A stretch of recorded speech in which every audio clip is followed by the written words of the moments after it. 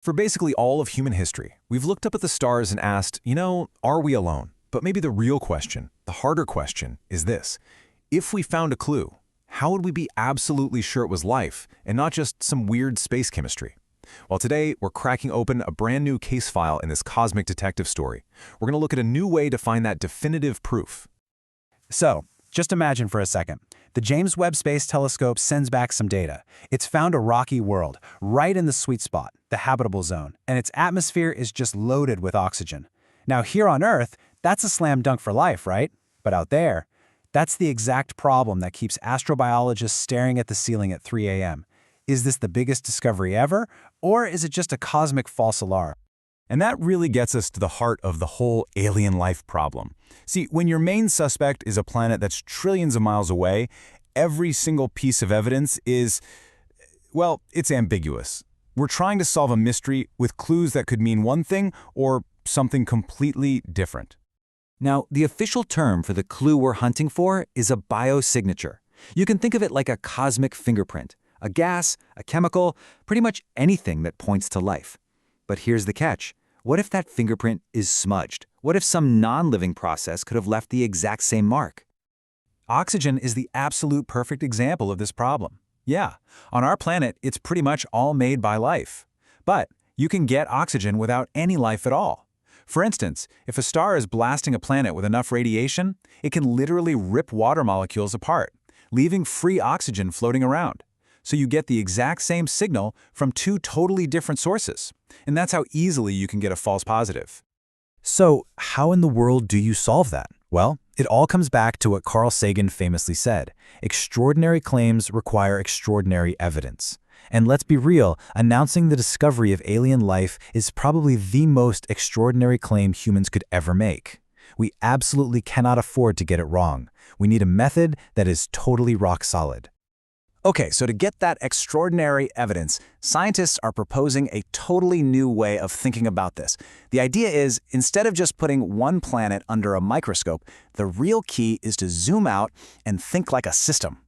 And this, right here, this is the big idea. The solution to understanding one single planet isn't to just stare harder at it. It's to look at its neighbors. The context you get from its planetary siblings, that's the missing piece of the puzzle. It's how you figure out what's normal for that system and what's a genuine standout weirdo. So why does this even work? Well, it's because planets in the same system are basically like a family. They were all born from the same swirling cloud of gas and dust, they all orbit the same star, and they've all gone through a similar history of cosmic events. This shared background means they should follow a pretty predictable pattern, one based on just physics and geology.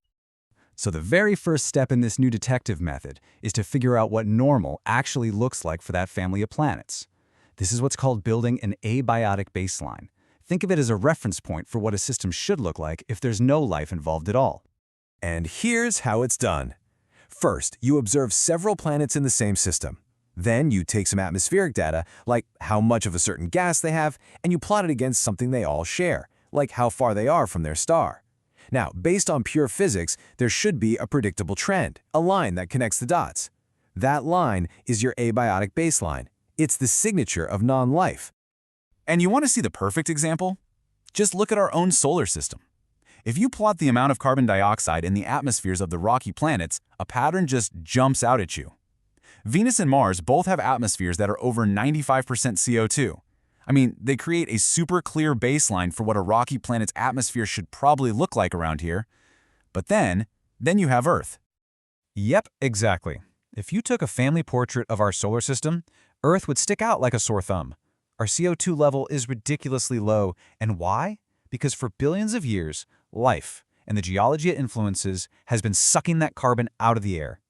Earth totally breaks the family pattern. It is the anomaly.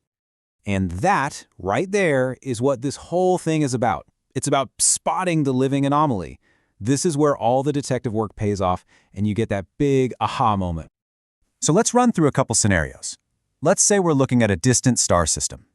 In system number 1, we check out all the rocky planets. And hey, their atmospheres all line up perfectly along that abiotic baseline we predicted. No outliers. The conclusion here is pretty simple.